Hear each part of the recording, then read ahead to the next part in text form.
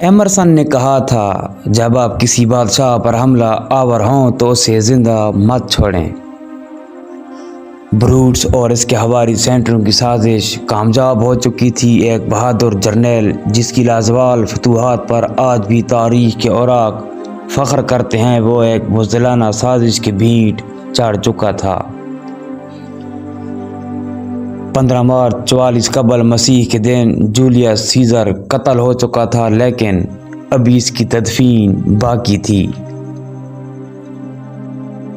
روم کے طاقتور حلقوں میں جوش و خروش تھا تو شہر کے عام طبقوں میں اضطراب چھلک رہا تھا۔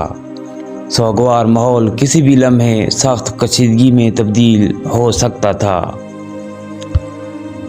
ایک بہادر اور باوقار حکمران کا لاشا اس کی جائے قتل پر لاوارث پڑا تھا۔ لوگوں کی توجہ اس کے جسم سے زیادہ اس کے قتل سے جڑے نتائج پر مبذول ہو گئی تھی۔ اس کی لاش پر اس کے 3 وفادار غلام ہی رہ گئے، جنہوں نے اس کی میت کو کندھا دے کر اس کے گھر ڈومسیز پبلکا تک پہنچایا اور اس کی لاش کو اس کی بدقسمت بیوی کیلپرینا کے سپرد کیا۔ کہا جاتا ہے کہ ان غلاموں نے اس کے جسم پر لگے زخم بھی گنے اور ان کی تعداد 23 بتائی گئی۔ اس سے اگلے روز بروٹس اور اس کے ساتھیوں نے مجلس عاملہ بلائی اور اس سے خطاب میں لوگوں کو سیزر کے قتل پر اعتماد میں لینے کی کوشش کی۔ لوگوں نے اس کا خطاب خاموشی سے سنا اور اٹھ کر چلے گئے۔ اسی دوران سینٹ نے قانون سازی کرتے ہوئے سازشی قاتلوں کو ہر طرح کی سزا سے استثناء دے دیا اور ساتھ ہی لوگوں کے اضطراب کو کم کرنے کے لیے سیزر کی آخری رسومات کو اس کے شایان نشان منانے کی اجازت دے دی اور اس کی وصیت کو بھی اس کے سسر کی تجویز پر عام لوگوں کے سامنے پڑھنے کی اجازت دے دی گئی، جو اسی طرح پڑھی بھی گئی۔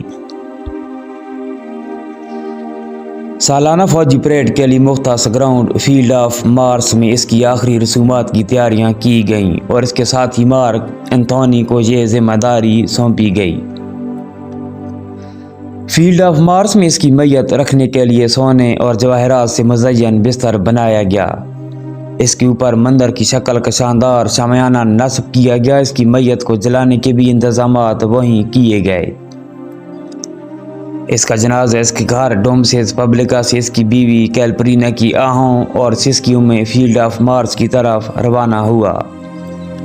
روم کے عوام اپنے محبوب قائد کو الوداع کہنے کثیر تعداد میں جنازے میں شریک ہوئے۔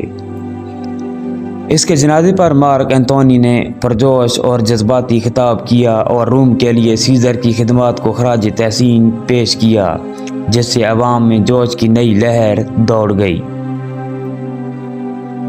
جب سیزر کی میت شامیانے میں پہنچ چکی تو 2 مشعل بردار جوانوں نے اس کو آگ لگائی اور اس آگ پر لکڑیوں کے گٹھے گرائے گئے۔ اس کے بعد لوگوں نے قریبی سرکاری عمارتوں کا فرنیچر آگ میں پھینکنا شروع کر دیا۔ سیزر سے عقیدت میں ڈوبے فوجی جوانوں نے اپنے بھالے اور نیزے آگ کے سپرد کر دیے تو موسیقاروں نے اپنے آلات موسیقی آگ کی زینت بنا دیے۔ عورتوں نے اپنا زیور آگ کی نظر کر دیا اور بچوں کی پوشاکیں اتار کر آگ میں جھونک دیں۔ جوش کا یہ عالم تھا جس کے ہاتھ جو بھی چیز لگی آگ میں پھینکنا شروع کر دی، جس سے آگ مزید توانا ہو کر بھڑکتی چلی گئی، یہاں تک کہ آگ نے میدان سے متصلہ عمارتوں کو اپنی لپیٹ میں لینا شروع کر دیا۔ جیسے جیسے یہ آگ بلند ہوتی گئی، لوگوں کا جوش و خروش بھی بڑھتا گیا۔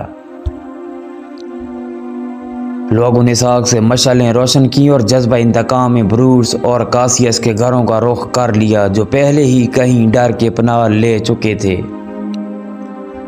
اس مشعل بردار ہجوم کو اصل قاتل نہ ملے تو انہوں نے لاسیس بلنیس نامی شخص کا گھر جلا دیا، جس پر انہیں سازشیوں کا ساتھی ہونے کا شبہ تھا۔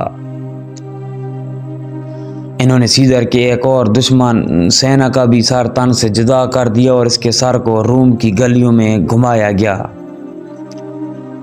اس ساری صورتحال میں فوجیوں نے ہجوم کو روکنے کی کوئی کوشش نہ کی۔ تمام معاملات عوام نے اپنے ہاتھ میں لے لیے اور اپنے موصن کو اسی عزت اور تکریم سے رخصت کیا جس کا وہ حقدار تھا۔ روم کے عوام نے تاریخ کو گواہ بنا کر بتایا کہ جس کسی زندہ قوم کے ہیرو پر حملہ ہوتا ہے تو وہ اسے پوری قوم پر حملہ تصور کرتی ہے۔ قاتل سیزر کو مار چکے تھے مگر سیزرم کے جذبے کو شکست دینا انہیں تامارک نصیب نہ ہوا۔ اس لیے عمر خیام نے کہا تھا کہ جہاں جولیس سیزر کا خون گرا وہاں آج بھی سرخ رنگ کے پھول کھلتے ہیں۔